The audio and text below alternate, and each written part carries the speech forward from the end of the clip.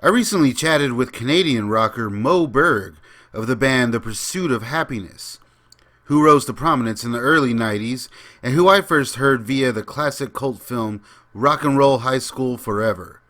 While talking to him for my documentary, Forever, The Untold Story of Rock and Roll High School Forever, I made sure to ask him about a few other highlights from his career, which was kind of a bucket list thing for me. Check out some of my conversation with MOE BERG. So right around the time when you guys hit in the States, y'all were featured on Beavis and Butt-Head. That was very cool. Words suck. If I wanted to read, I'd go to school. It was really fun, yeah, because I didn't even really, I think I got very little advance notice that was happening. And we kind of started watching it. I remember the first time I saw Beavis and Butt-Head, we were on tour and we were in Atlanta. And we just kind of turned it on, and it's like, wow, what is this? This is the weirdest show ever.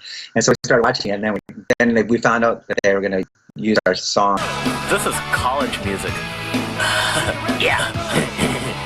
College music sucks. And so actually we got tons of notoriety for that. People, like the fact that when you're on Beavis and Butt-Head, you get a special sort of like, there's a special status involved in that. Like, Beavis and Butt-Head talked about your song. Nothing because you have to want, nothing because you need to want. It's not fair up to take you on one and to make you want. Just because your body says, just because your body says, go! In my opinion, the early recordings he did with the Modern Minds are some of the most underrated punk rock tracks ever.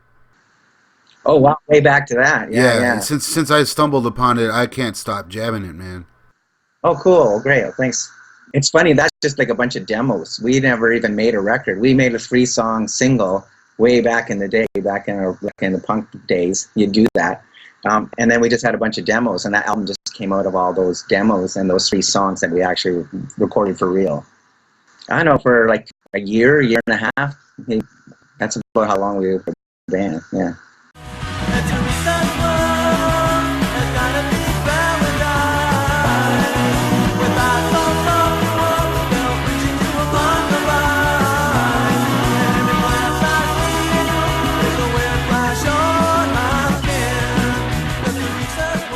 What were you even writing about back then?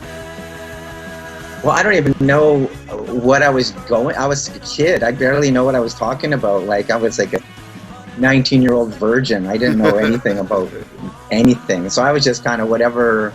I was just talking about whatever was kind of just like any other kid that age, just whatever was going through your mind, all the alienation and longing and stuff. So I was just kind of blurting these things out at the time.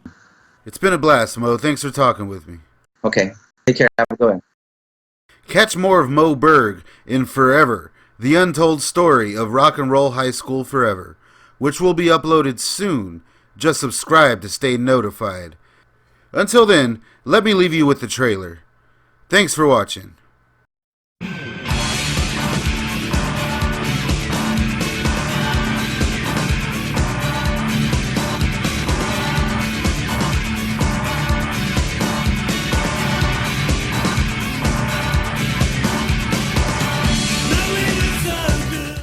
I remember because we actually had a lot of prep for a small indie film. About 5 minutes before I went on, they gave me a new script with new lines, and everything that you see was pretty much improvised. We pretty much just winged it.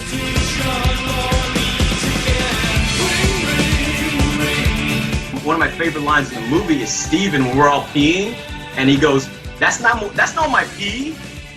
Hey, that's not my pee. She didn't talk unless she had to, and when she did, what she said was just very to the point. I'd rather be weird than Whitney.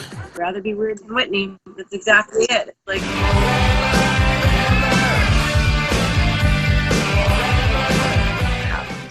So once we were writing the song, I said, well, maybe we should get you more involved in the movie. Love at the laundromat. She gave me the script and she said, I want you to put together this band called A Zillion Kisses. I ended up being, roommates and extremely close friends with Patrick Malone. We got so broke that we would have garage sales in our apartment complex. Oh my God, what? What?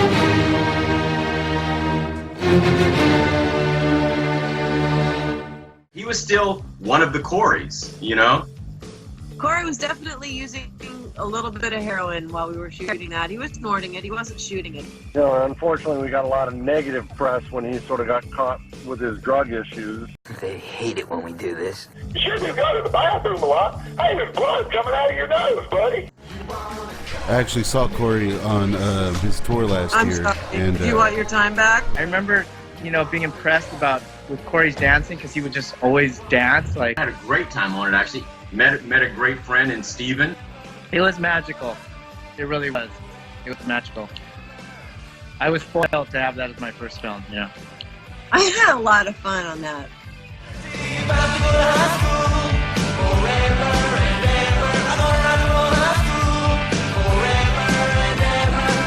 So, does anybody ever ask you about this movie? No, man, it's funny. You are the one. Love at the laundromat. I fell in love at the laundromat. She's a very clean girl, and I like 'em like that. I fell in love at the laundromat. She pulled off my shirt, and I watched it get wet. When she added the softener, I broke into